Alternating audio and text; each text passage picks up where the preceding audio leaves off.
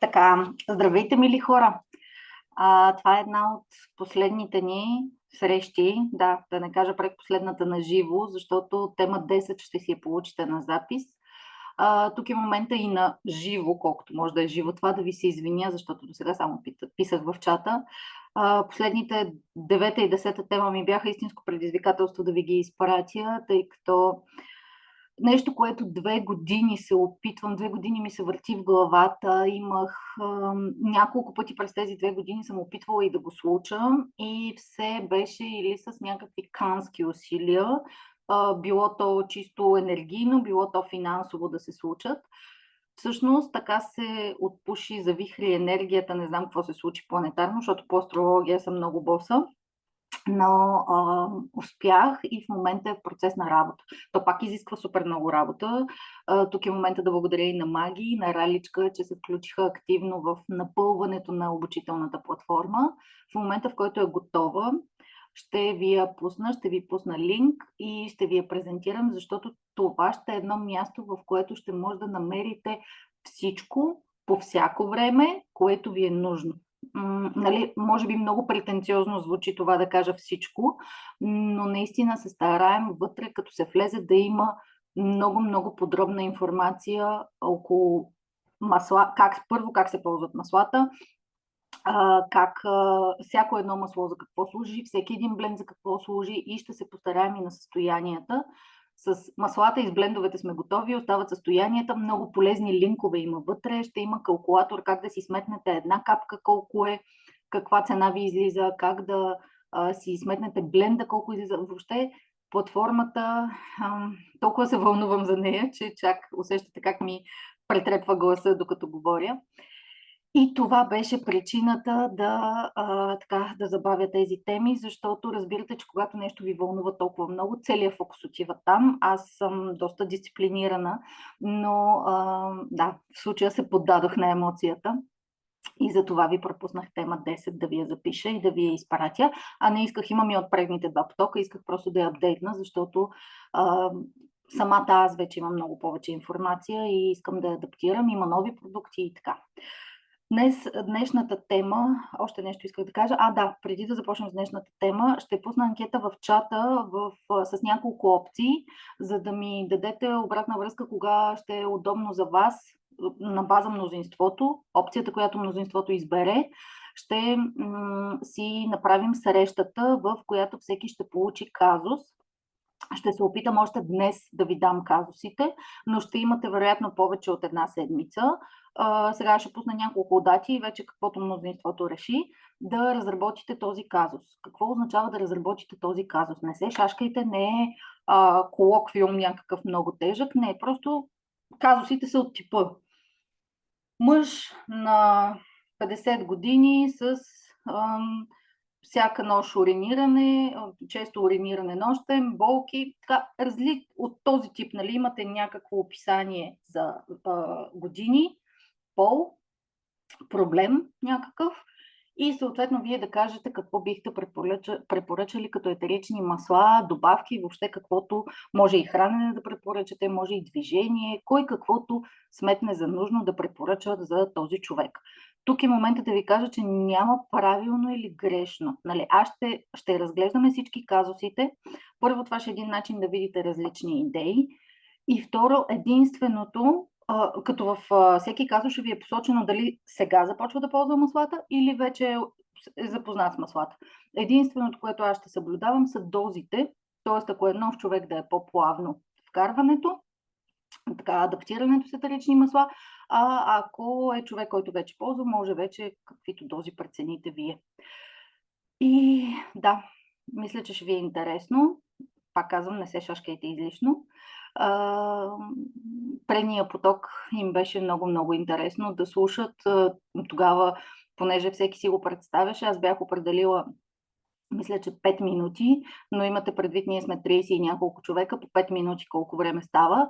Тогава го просрочихме още и те не искаха и да свършва зума, просто изчакваха си търпеливо всички и беше много вълнуващо за всички, така че надявам се и с вас да се получи така. И вече да преминаваме към темата за стреса. Само да оправя тук разни камери, за да е добре в записа. Така, какво всъщност е стреса? Защото в днешния ден много често говорим за стрес. Постоянно сме стресирани. Преди да започна въобще темата, това нямах намерение да ви го казвам, но мисля, че в друга презентация също съм ви го казвала, друга тема от курса. Езикът ни е много важен. Начинът, по който говорим, е много важен. Когато казваме постоянно думи като о, ужас, депресия, страхотно, използваме такъв тип много силни думи, това и привличаме. Идват ни все повече такива ситуации, които да ни затормозяват живота. Така че първата стъпка преди цялата презентация като покана към вас е да всеки път, в който се улавяте, че казвате някаква такава подобна дума, да опитате да я замените с нещо друго. Аз сега се опитвам да заменя думата трябва с мъдро е и искам да ви кажа, че в началото беше много трудно. В момента, в който кажех трябва и си казах не, мъдро е. Трябва, не, мъдро е. И така се поправях няколко пъти сама и вече се усещам, че все повече не използвам трябва, а вече ми е влязло като автоматична дума в устата мъдро е. Защото просто това са невронни връзки и пътеки, които се тренират. Тренират се както мускулите в тялото. Така че има начин да се научим. И вече минавам към самия стрес. Какво представлява той? Това е явление, имаме пример, когато се формира стреса, когато изпитваме стрес, винаги имаме някакъв стресор.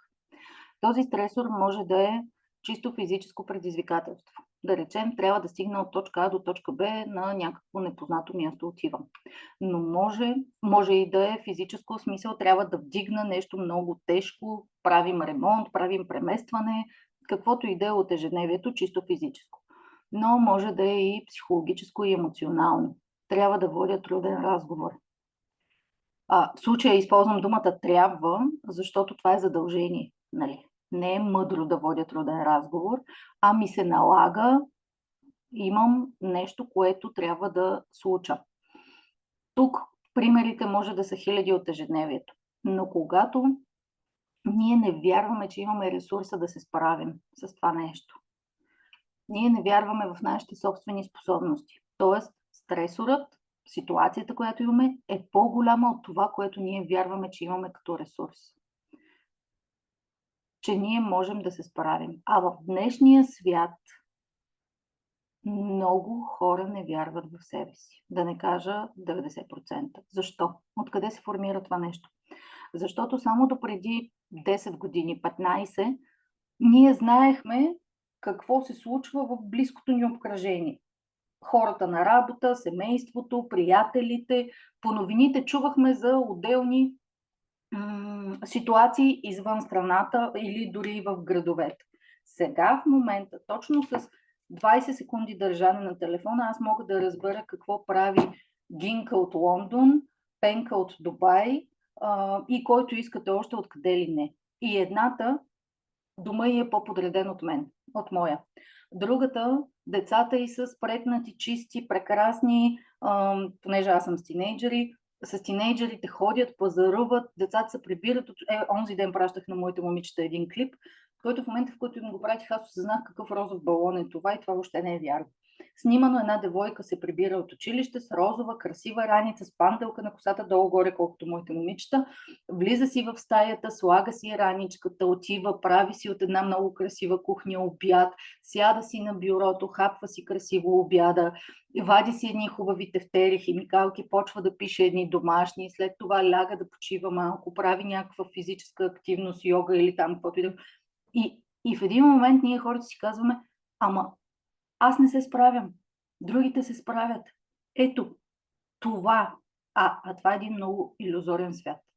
Много илюзорна представа за другите. Защото ние виждаме 15 секунди от техния избран, режисиран, адресиран живот. Но останалото много рядко се показва. И всъщност, защо толкова силно изпитваме стрес в днешно време? Ами защото се съмняваме, че можем. И всяко нещо, което дойде като ситуация пред нас, то ни изглежда по-голямо от нашите възможности. И тогава се случва да се стресираме, да изпаднем в състояние на... Да, мислех, че тук са хормоните. Не са. Ето ги. Да ни се повиши кортизола, да ни се вдигне адреналина, норадреналина и тук така всичките тези неща, които започват от надбъбречните жлези. И всъщност изпадаме в режим на оцеляване. И това преди 10-15 години, че и повече, защото стрес има още от създаването на света, от праепохата, в момента в който са ги гонили съблезъбите тигри, за онези хора тогава, които въобще не са имали нашето съзнание, нашите умения и така нататък. За тях стрес е бил съблезъбия тигър, който ще дойде, или мечката стравница, а за нас, и тя идва един път на ден, да речем, или на няколко дни един път, а за нас днес, с цялата тази информация, която имаме, с всички информационен шум, който сами си причиняваме, скролвайки нон-стоп тук, стресът ни се случва ежесекундно. И стресорът е факторът, който причинява самия стрес, както казах преди малко. Чувството, което имаме под влияние на напрежение, е самия стрес. Колкото повече са стресовите фактори около нас и колкото по-малка е вярата, защото ние можем да влияем само на себе си, не можем да влияем на околния свят. Частично влияем и на него, но можем да променим само единствено себе си. И околният свят се променя от нашето възприятие. Когато аз си казвам, светът е кофти място, хората са зли, хората крадат, каквото искате в тази аналогия, аз това и ще виждам в света.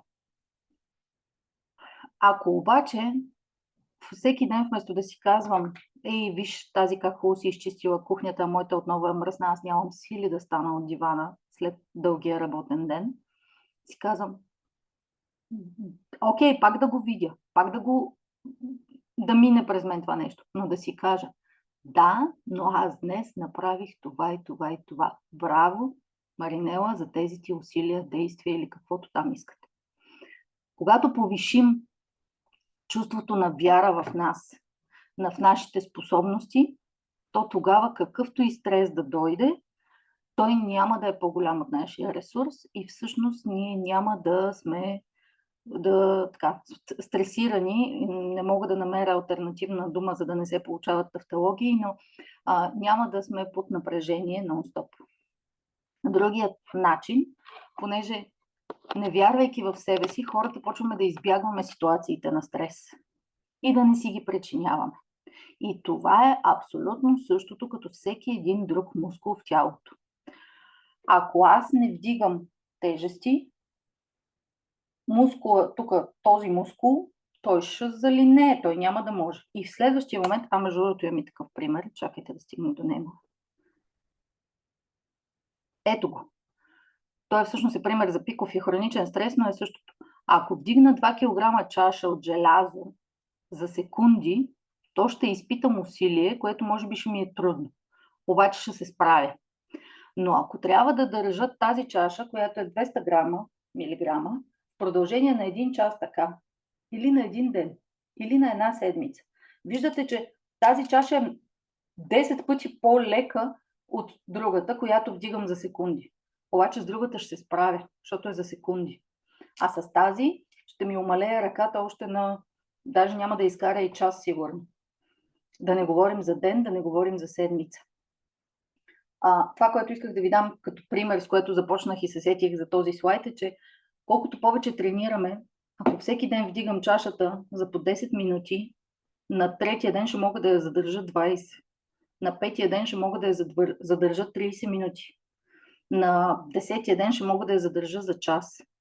Тоест, можем да тренираме тялото си да е устойчиво на стрес и да не възприема факторите, които се случват около нас като стрес. Но, защо не го правим? Защото си казваме, много сме стресирани, трябва да елиминираме стреса около себе си или да не се поддаваме на неговото влияние.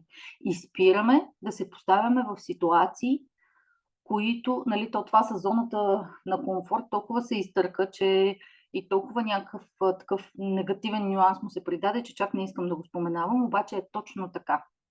Почваме да се движим в една и съща рутина. Ако щете, дори да минаваме по един и същи път. И това не води до устойчивост и до стабилност, а води до залиняване на тялото да може да се справя с нови предизвикателства. Как се тренира това нещо? За добавки и масла после ще говорим. На първо място с вяра в себе си. Както ви казах, когато ние вярваме, че имаме ресурса да се справим с каквато и да е ситуация, то тя няма да ни стресира. Защото стреса се получава, когато стресора е по-голям от ресурса, който ние имаме. Моята покана към вас е да си напишете някакво ваше изречение. Защо ваше? Защото за един това може да е аз вярвам в себе си, ако не вярва в себе си. За друг може да е аз привличам лесни ситуации. Или всеки може да си го формулира това, което в момента му е тема на него. И да си го напишете на видно място. Може на десктоп на телефона, на екрана на телефона, може в банята на огледалото, може някъде да си лепнете бележка, за да може да повишавате вашата увереност. Не само с това изречение, разбира се. Важен е вътрешния диалог, който водим със себе си, да е от позицията на плюса, а не на минуса. Стареем повече при повече стрес.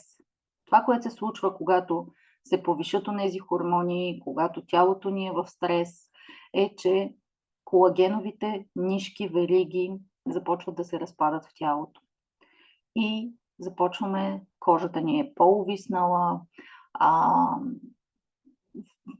тялото ни старее повече. Ние имаме биологична възраст, т.е. такава, която измерваме с свещичките на тортата и сегенето, и възраст на клетките и на тялото ни, метаболитна, която има модерни кантари, с което може да се измерим. Но хубаво е, че дори, примерно, сега измерен да се окаже тази ваша метаболитна възраст 10 години, да речем повече, процесът е обратим и се нарича биохакинг. Тук съм ви сложила един слайд с въпроси, на които да си отговорите. Може да си го снимате. Няма да ги изчитам, защото са много. Но ако имате на повече от 7 от тези въпроси да, то във вашия живот има нещо, което да се промени в посока увеличаване на вярата във вас и намаляване на стреса, който изпитвате. Ще оставя 1-2 секунди да може да си скриншотнете, а всъщност после в записа може да си спрете на пауза и да си ги снимате. Аз използвам този момент да пия вода. И продължаваме напред. Сигурно ви втръсна вече в този курс да започвам всяка тема с добавки и с Wellness Made Simple пакета. Но започвам, защото е точно така. Каквато и да е основа на каквото и да е състояние, това са микро и макроелементите в нашето тяло. Ако имаме дефицит на витамини, минерали и каквито и да е микроелементи, ако щете, си изливайте тонове тамян и копайва върху себе си. Да, ще успеете да подобрите процеса, но няма да видите, няма да го изкорените, т.е. няма да... Сега ще използвам, просто така ми дойде заради пролета, няма да цъфнете и вържете. Затова основата на всяко едно състояние са първо микро и макроелементите в нашето тяло. Дали ще са в таблетната форма, дали ще са в тези форми, дали ще добавяте още други, защото, примерно, да речем, VMG и LLV пакет, Wellness Made Simple пакета и LLV пакета, те имат количество витамини и минерали в тях, които да поддържат. Но ако тялото е в един грандиозен дефицит, да речем на витамин D, споменавам витамин D най-често, защото е най-познато като или примерно на селен, може тази доза да не ви е достатъчна и трябва да добавите още някакъв друг продукт. Сега, тук трудното е, че как да намерим компания, която да е бионалична, на този въпрос не мога да отговоря. След като сме балансирали тялото от към нужните витамини и минерали, защото пак да кажа, тонове масла да излеем върху нас. Да, те ще направят някаква разлика, но няма да запълнят депата на витамини и минерали. Хидратацията. Изключително важна, защото ние можем да си пием витамините, обаче ако пием половин литър вода на ден, все тая колко витамини пием. Защо? Скоро обяснявах какво значение има водата. Всички знаем за хидратацията, нали? Всички знаем, че кожата ни става дехидратирана и така нататък. Но на ниво стрес и стареене, умрелите клетки, всяка една клетка в тялото, тя има някакъв цикъл на живот. Някои са на 24 часа, други са на 28 дни. Различна продължителност имат различните видове клетки в тялото. Само, че те се раждат и умират. И ние имаме вътрешен боклук, както си събираме боклука в кухнята или в тоалетната. Какво правим с боклука в кухнята и в тоалетната? Един път на ден или максимум на 2 дни един път го изхвърляме. А тези умрели клетки в тялото, за да се изхвърлят... Само секунда. Дани, искаш ли да затвориш, за да не се притесняваш, че ми шумиш? Мисъл, струва ми се, че се притесняваш. Добър ден. За да не се притесняваш, ще се движи спокойно. Извинявайте, просто сме в залата и ще имаме семейни констелации. Един път на ден си изхвърляме боклука. Обаче клетките от тялото се чистят, мъртвите клетки се чистят с антиоксиданти и с вода. Не случайно важна част от... Къде ми избяга мишката? Важна част от добавките е алфа-CRS+. Изключително мощен антиоксидант. Има и други, ще говорим по-нататък за тях. Хидратацията е важна не само заради това, което знаем на базово ниво, но и за да може да изчиства клетките от мъртвите, от умрелите такива. Тук съм ви сложила един пример, Ива, дето щях да го пропусна, затова съм си го написала да го кажа. Ива е една приятелка, консултант на доTERRA, ще намеря нейния клип. Когато пуснаха преди 2 години, мисля, че вече, този пакет на пазара, ние бяхме с нея на конвенцията и тя тогава много се амбицира от изследванията, които доTERRA пуснаха и казаха, че метаболитната възраст се променя с, сега ще ви излъжа, 60 или 90 дни бяха прием на този пакет.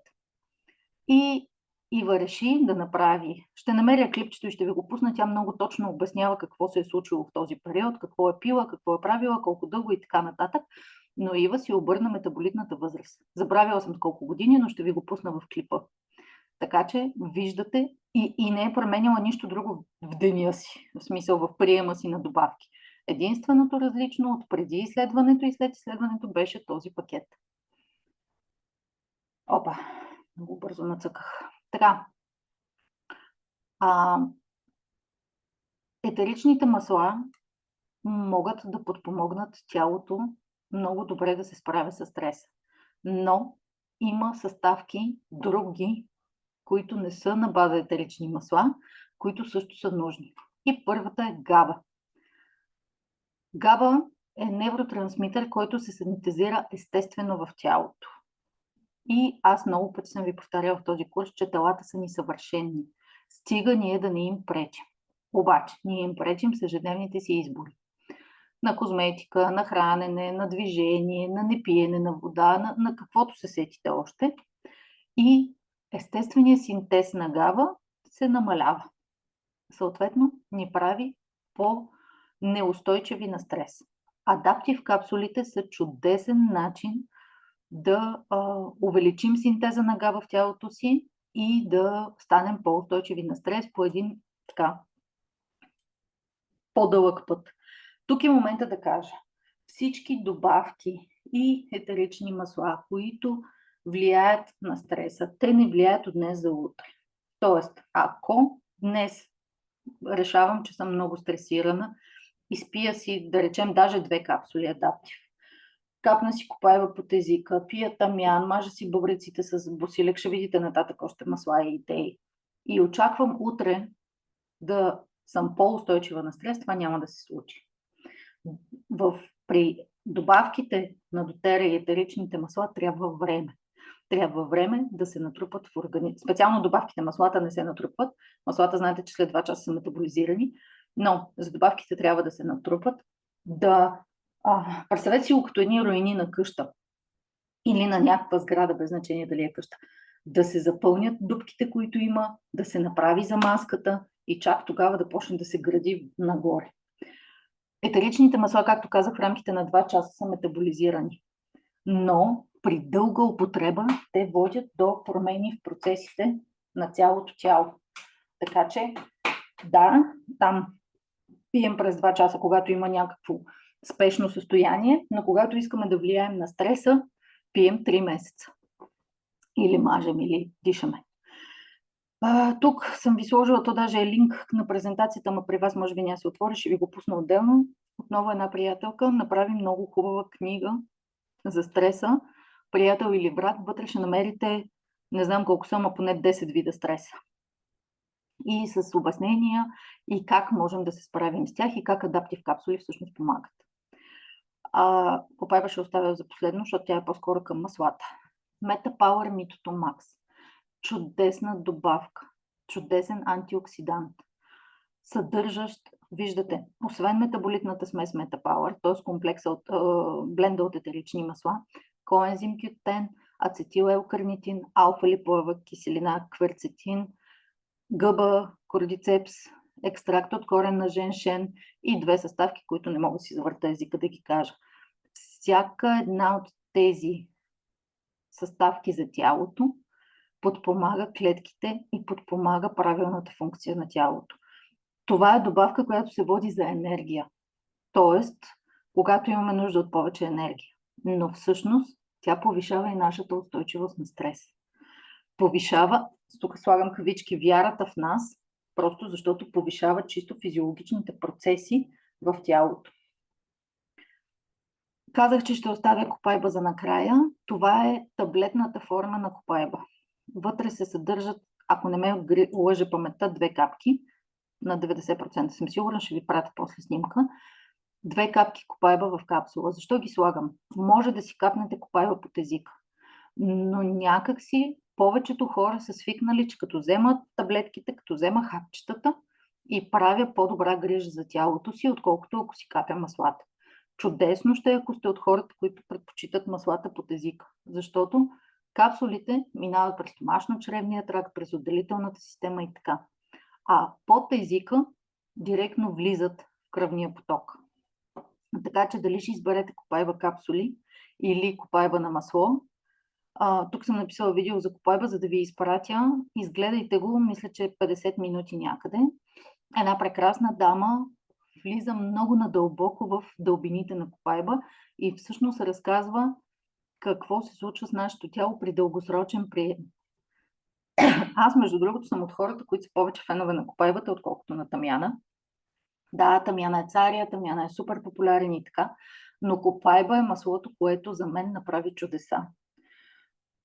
Приемах го заради мигрени, които правех, ужасно тежки мигрени. Слава Богу, от години не ми се е случва това. Говоря от 4 години, защото аз от 6 ползвам дотера. Първите 1-2 години трябваше на тялото ми време да поправи последиците от начина ми на живот преди това и да ме върне в пътя на здравето. Но от 4 години аз не съм имала такава мигренозна криза, каквато преди това години наред бяха традиционни за мен. Копайба е това масло, което направи. Аз по време на криза или дори и сега, когато имам просто главоболие, нали, не говоря за мигренозна криза, капя копайба през 15-20 минути под езика. Аз съм много хард с дозите, така че колкото падне.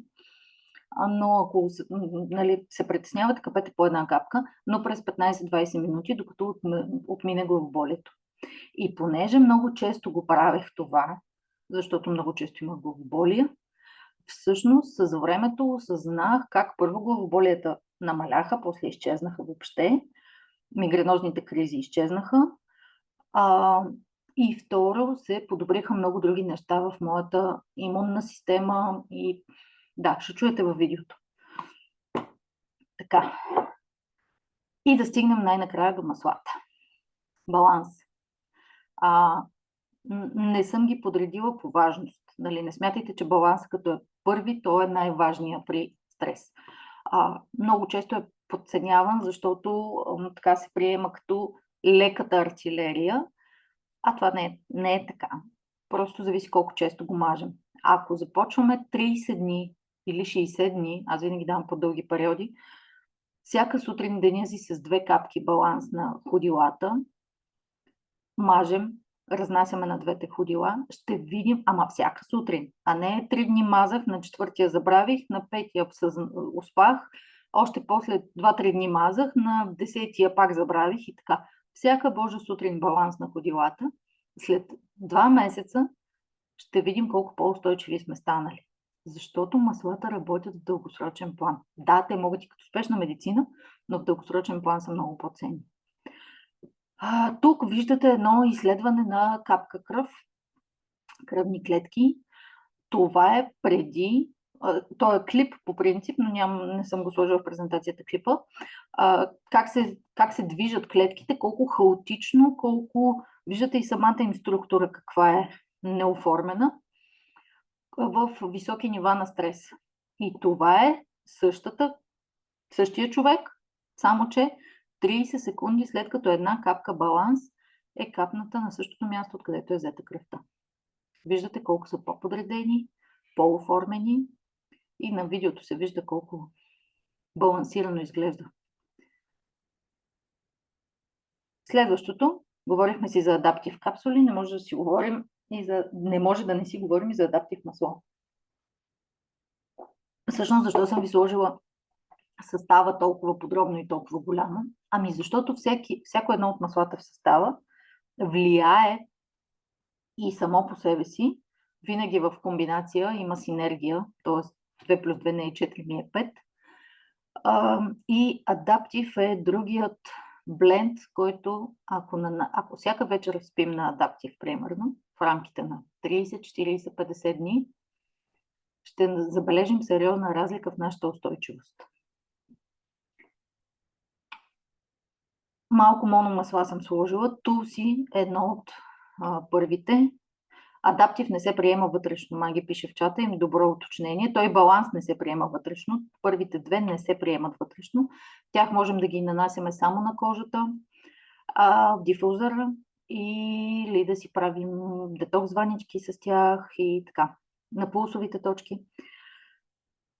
Тулси е свещен босилек. Тук трябваше да сложа и обикновения босилек, защото и обикновения, и свещения... Да, пропуснала съм да махна тук, трябваше да сложа босилека, пък се е останало описание от някой бленд по-нататък.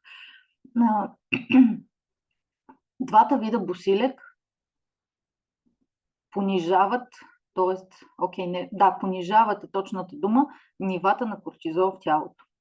Помагат много по нежен начин, подкрепят надбъбречните жлези. Хубаво е да се нанасят на надбъбречните жлези, тук отзад, под нивото на сутиена и малко над дупето. Всяка вечер 1-2 капки с малко базово масло и разнасяме там. Отново, ако го правите 30, 40, 50 дни, ще видите много хубав ефект върху нервната си система. И не може да си говорим за стрес и да не споменем ветивер. Ветивер, ако го видите на растение, как изглежда, извинявайте, нещо ми запецва на гърлото, ако го видите на растение как изглежда, ще видите какъв твърд и здрав корен е. И това прави и с нашето тяло. Прави ни твърди и устойчиви. Защото представете си едно тънко дърво, което го люшка един силен ураганен вятър. Дървото сме ние, ураганния вятър е случващото се около нас. То много лесно ще се накланя в едната или в другата посока, може и да се прекърши. А представете си едно здраво, масивно, стабилно дърво. Това пак сме ние. Какъвто и ще е ураганен вятър да го люшка, първо много по-трудно ще го килва в едната или в другата посока. И второ, шанса да го пречупи е почти никакъв.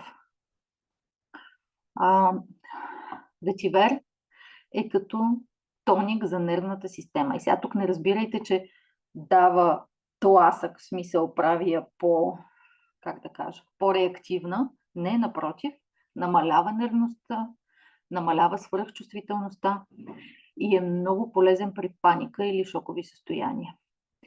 Ветивер е едно от маслата, които е много препоръчително за дифузиране вечер и при деца с хиперактивност, синдром на дефицит на вниманието е задължителен. Бергамот. Бергамот ни помага да приемем себе си. Започнах с това, че стреса ни влияе, когато не вярваме в себе си. Нали? Не вярваме, го приемайте както чисто емоционално и в способностите си, така и в физиологичен аспект. Бергамот ни помага да видим себе си в красотата на тези, които сме. Не на какви бихме могли да бъдем, а да променим вярването за себе си. Вчера имах среща с една жена, която от доста време вече се срещаме, и тя не престава да повтаря като мантра за себе си някакви негативни неща. И аз доста време полагам усилия да променя тази мантра за себе си, защото тя се старае да изпълни това, което повтаря. Аз съм такава и такава, в негативен аспект, разбира се, няма да цитирам. Аз съм такава и такава, аз това не правя, аз онова не правя. Аз казвам просто спри и почни да казваш какво правиш и каква си, но в положителен аспект. Защото това и привличаме. Също започнах с думите. Силата на словото ни е огромна. И аз днес няколко пъти ви каня за различни неща, но и тук ще ви поканя да промените силата на словото към себе си. Реплики от "ох, много съм тъпа" само привличат ситуации, в които да се почувствате още по-тъпи. И можем да бъдем много укоряващи към себе си. Но колко пъти в деня си казахме "браво" и се прегърнахме сами и така. Или се потупахме сами по рамото. Знаете ли аз как се тупах преди? Тръгвам на терапия и терапевтът ми казва: и сега почваш всеки ден да си записваш за какво се тупаш по рамото. И аз правя така. И той седи и ме гледа и каза: чак не знам как си изкриви ръката, се потупаш така. Разбирате до каква степен не смятах, че има за какво да се тупам. Вече се тупам така. Така. Бергамот може да помогне при безсъние, да предизвика релаксация и да намали възбудата. Тук не разбирайте сексуалната възбуда, а знаете онзи момент, в който тялото е като хиперактивно. Бергамот е силно фоточувствителен, внимавайте, не го нанасяйте. Сега вече, както почва да става по-силно слънцето, не го нанасяйте върху открити части на кожата, когато излизате навън. Може да си го нанесете някъде, където отгоре имате тениска, панталон или нещо друго, но на лицето, примерно, или тук на шията, на ръцете, или да речем, ако сте с тениска, не го нанасяйте в тази част, защото тя пак ще е открита. Така, пачули. Пачули помага за синтеза на ендорфин и серотонин. Знаете, че 80% от синтеза на серотонина е в стомашно-чревния тракт. Там е имунната система, затова и в началото започнах с пакета Wellness Made Simple, в който има пробиотик. Връзката черва-мозък е доказана вече, слава Богу, и се говори все повече за нея. Ако допреди, ако щете, даже година-две, това беше... Хората го наричаха поредната мода. Сега вече всички знаем, че имунитета е в червата, серотонина е в червата и въобще, за да сме щастливи, трябва да имаме щастливи черва. Затова пробиотик, балансирано хранене и Зенгест, или много съжалявам, че не пускат вече Кимион и още едно масло имаше от тях, Каралей, Дил и изведеновиден насон като отделни масла, защото в Зенгест ги има, но там има и други. Като отделни масла можем да си ги приемаме. Аз, слава Богу, имам още малко залежи, ама те са по 5 мл и са ми останали някакви там, сигурно 1 мл, да си ги пазя, защото много добре действат на здравето на стомашно-чревния тракт, но и пачули също много добре действа. Така че може да си го капете на пъпа, може да го приемате вътрешно. Хората, които им мирише на миризливки, не на миризливки, на мухъл, много хора казват, че им мирише на мухъл, можем да се замислим колко щастливи сме в дните си. Такова искрено щастие. Прилив на точно серотонин и ендорфини. Римска лайка.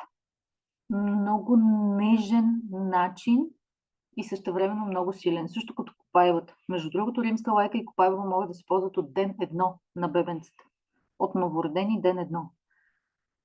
А правят толкова мощна подкрепа за тялото. Римската лайка помага за овладяване на раздразнителността, на тази реактивност. Помага ни да не сме в прекаленото дълбаене и чувъркане в дадени ситуации. Защото, да, хубаво е да не вървим по повърхността и да задълбаваме в разни неща, но в един момент трябва да знаем къде е границата, да спрем да дълбаем. Защото можем да подкопаем и дъното отдолу.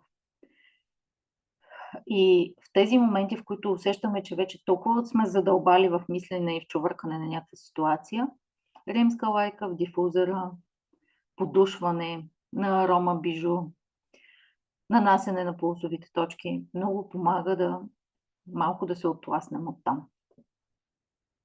Иланг-иланг, не знам защо нямам снимка. Иланг-иланг има невероятен успокояващ ефект. Знаете, че това е едно от маслата, които се препоръчват при сърцебиене, високо кръвно, въобще излизане от ритъм и е умерено силен седатив. Т.е. може да успокои нервната система и да помогне при безсъние. А качественият сън и циркадният ритъм, тук не съм сложила слайд за това нещо, но лягането късно вечер, като казвам късно, разбирайте след 23 часа, и ставането късно сутрин води до хормонални дисбаланси, промяна в циркадния ритъм и съответно повече тревожност и повече стрес.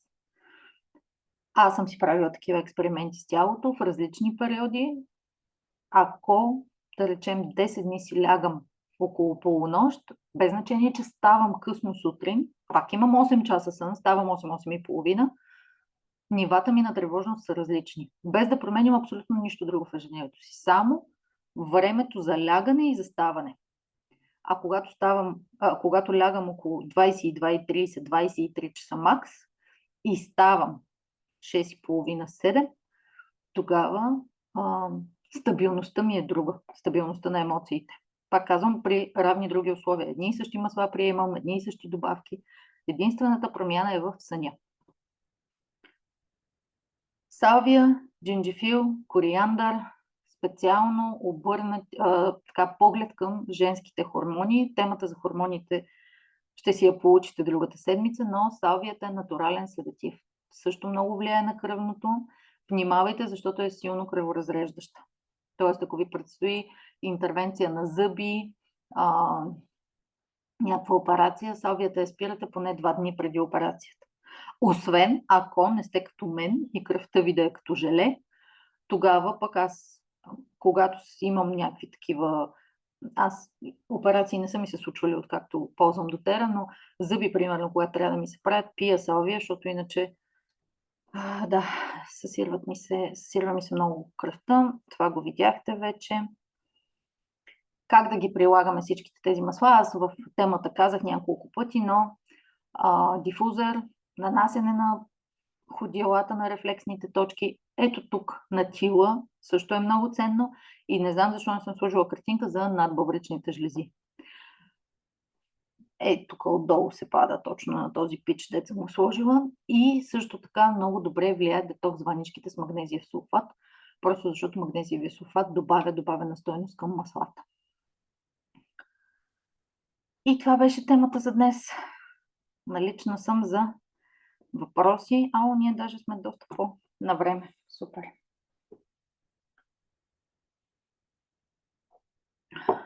А за копайбата какво каза, че ще пратиш допълнително видео?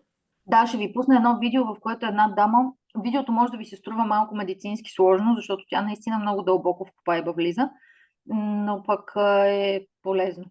И може да си го изгледате няколко пъти. Супер. Копайба наистина е масло, което в дългосрочен план прави действие на имунитета, защото знаете, нали, аз тук сега не говорих точно за механизмите на стреса, но когато сме под стрес, ни отслабва имунната система, пада ни и либидото и въобще тялото е една добре смазана машина. Като се случи някъде да запецне някоя част и всичко оттам нататък като процес се забавя или даже спира.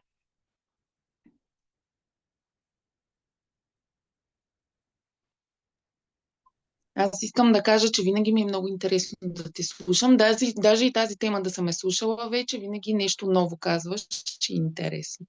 Много ти благодаря, Маги. Аз затова и гледам да ги презаписвам, защото много лесно можех да ви пратя на записи старите. Нали, този курс, вие сте трети поток и имам от предните записите, но аз самата трупам нови знания през този период, докато няма курсове, така че а и науката се развива всеки ден. Аз затова много се дразня на докторите, защото не вървят напред. Не всички, окей, има прекрасни лекари. Даже тази седмица имах среща с две дами. Използвам, тъй като имаме още доста време. Имах среща с две много вдъхновяващи жени. Медицински чудеса, както те са по-отделно, нали, не се познават. Първата дама наистина медицинско чудо, защото е диагностицирана с рак на кожата, с разсейки в костите и в мозъка. И преди 2 години я изпращат в къщи да си мре. Нали? Няма какво да я правят с всичките тия разсеки. Не, правят и 2 имунотерапии. Имунотерапията е нещо, в което при 90% от хората дава резултат. Но при нея буквално щяла да я съсипе.